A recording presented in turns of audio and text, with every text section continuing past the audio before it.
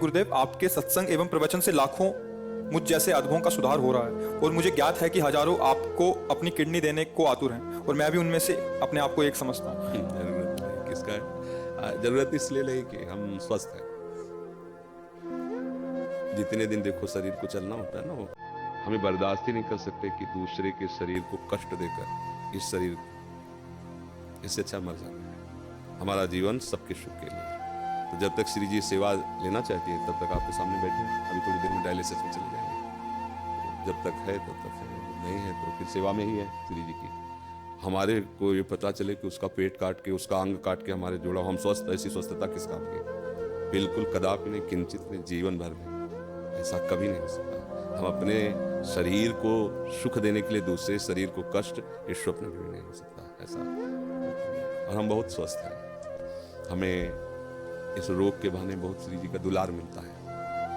तो हम मानते हैं कि रोग हम पर कृपा कर रहा है। नहीं, शायद है कि हमारे हृदय में अहंकार नष्ट ना होता। मैं तपस्वी हूँ, मैं ब्रह्मचारी हूँ, मैं ज्ञानी हूँ, मैं ध्यानी हूँ। आज केवल हम प्रियाजू के बल पर हैं। हमसे क्या साधना करें? जिसकी किडनी फेल है, क्या साधना? अब जो कुछ हो रहा है लाडली जी की कृपा। 1:30 बजे से जगे हैं, वो अपने सब परिवार है, सत्संग सब, तो हम ये नहीं जान पाते कि हम कर रहे हैं। नहीं, ये हमारे श्री जी करवा रहे हैं अपनी सामर्थ्य से, क्योंकि हम सामर्थ्य हैं। हमें तो ताकत ही नहीं है। हमें और सामर्थ्य उनकी कि आप प्रवचन सुनिए तो उसमें लगेगा थोड़ी कि कोई किडनी फेलियर बोल रहा है। नहीं। और आप हमारे सामने बैठे हैं, आपको लग रहा है हम किडनी फेलियर है? ऐसा लग रहा है क्या? मार मरहुआ और मार उदास ऐसे ये हमारी लाडली जू हमें बहुत दुलार करते हैं। तो हम ये समझते हैं हमारी किडनी हमारी लाडली जू को रिझाने के लिए मिल गई है रोग रूप में। कोई हम कभी परेशान नहीं होते, सच्ची मानना। ये चीजें ऐसी हैं कि इसमें बनावट नहीं हो सकती। मतलब पीड़ा, उसमें क्या बनावट होगी? अब किडनी फेल है, एक पीड़ा, कोई नस नाड़ी ऐसी नहीं जिसमें दर्द ना हो, कोई इस समय वर्तमान में भी, क्योंकि शनिवार रविवार 2 दिन हो गया डायलिसिस के लिए, तो हर नस नाड़ी ऐसी पीड़ा दे रही जैसे लठ मार के किसी को ना पड़ाया जाए, तो पीड़ा ऐसे पीड़ा। पर वो पीड़ा कोई पीड़ा थोड़ी है जो आपके प्रवचन लाखों लोगों को सुधार कर। अब इसमें बात यह है कि आपकी, मान लो आपकी भावना जैसे ना, तो जरूरी है वो किडनी फिट हो जाएगी, जरूरी है वो किडनी चलेगी। श्री जी को अगर ये काम करवाना है ना जगत मंगल का, तो यही किडनी चलेगी, दहाड़ते रहेंगे।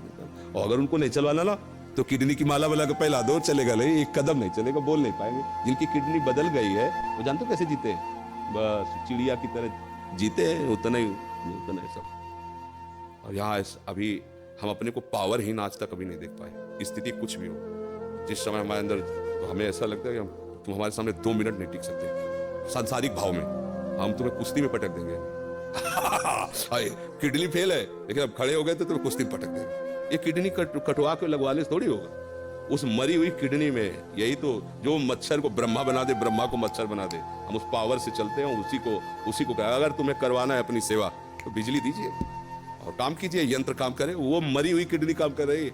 कितने लोगों को तो ये विश्वास नहीं हुआ, कहता है किडनी का 10वें वर्ष से है ना, तो अब उनको लगता है कि मतलब कहीं नाटक तो नहीं चल रहा। तो कईयों को ऐसे जो पूज्य जन हुए हैं, तो भावा मेरी समझ में नहीं आता तुम्हारी किडनी खराब है, सच्ची में खराब है, तो आज सच्ची में डायलिसिस होता है। एक बहुत पूज्य जन है, तो उन्होंने एकांत में कहा बाबा हम तो सच्ची बताओ।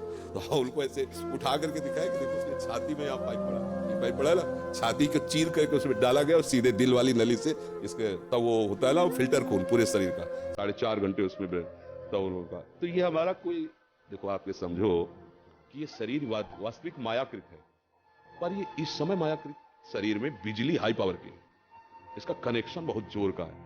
अभी जब तक चलेगा तो ऐसे चलेगा ना, एकदम फ्यूज हो जाएगा। जिस दिन उनको होगा तो ऐसे, अच्छा गए बस ऐसे, ये ऐसे नहीं, ऐसे संसारिक थोड़ी। अभी संसारिक आदमी हो तो ग्लूकोज चढ़ रहा है, पड़े ऐसे व्हील चेयर में चलाए जा रहे हैं, उठ पे, ऐसे नहीं। भागवतिक शक्ति एक अलौकिक शक्ति होती है। आप मतलब आप इतनी बड़ी बात कहे अपने समर्पण की, इसलिए हम अपने हृदय की बात जो गुप्त रखी जाती है, हम मानुषिक शक्ति से नहीं चल रहे, हम अपनी आयु से नहीं चल रहे, हम अपनी किडनी से नहीं चल रहे, हम अपनी लाडली जू की मुस्कुराहट से चल रहे हैं। और वो मुस्कुराहट जब तक इधर चलाना चाहती तब तक, नहीं तो उधर बुला लेगी। अब तो हमारा जीवन ही वही है, चाहे इधर रखो चाहे उधर रखो, तो कोई परेशानी तो है नहीं। इसलिए सब मस्त रहो, जब तक उनको बुलवाना सिंह की तरह दहाड़ करके जाएंगे। ला, बचपन से उन्हीं के सहारे रहे तो उनका चमत्कार। आज के 10 वर्ष पहले, मात्र 10 वर्ष पहले, हम 100 रुपए की वस्तु नहीं खरीद सकते थे। सोचो अगर हमारी महारानी जो व्यवस्था न करती तो आज हमारी क्या दशा होती। कहां से कैसी व्यवस्था, कैसे? एक व्यक्ति पानी देने वाला नहीं था। और जब उनकी मौज हुई कि अब व्यवस्था की चाह जरूरत है, तो हजारों श्रद्धालु, मतलब हमको कुछ नहीं सोचना पड़ता। डॉक्टर कहीं बैठा है, बात कहीं से हो रही, दवा कहीं से आ रही, सब ऐसी कैसे। अगर मेरी लाडली जू का ऐसे ना होला तो मांगने से पैसा नहीं मिलता, और यहाँ मांगा नहीं जाता। यहाँ किसी भी तरह की चालबाजी नहीं, हरकत नहीं कि जरा ये देखो ये फार्म भरना पड़ेगा दीक्षा का और आपको इतने रुपए, आपको अगर प्रश्न उत्तर करना है तो इतने रुपए, ऐसा ये देखो ये संत सेवा होती। कोई इस तरह की आप बहानेबाजी से कभी किसी को भी इंगित नहीं कर सकता। सख्त शासन है, अगर ऐसा कोई इंगित करते पाया गया तो दंड का अधिकारी होगा। और हमारी लाडली जो ऐसे, तो ये सब भागवतिक है। जैसे अपना अहंकार जब तक होता है तब तक ये बातें समझ में नहीं आती, वैसे हो जाया जाता है तब ये बात समझ में आती कि वो कैसी कृपा।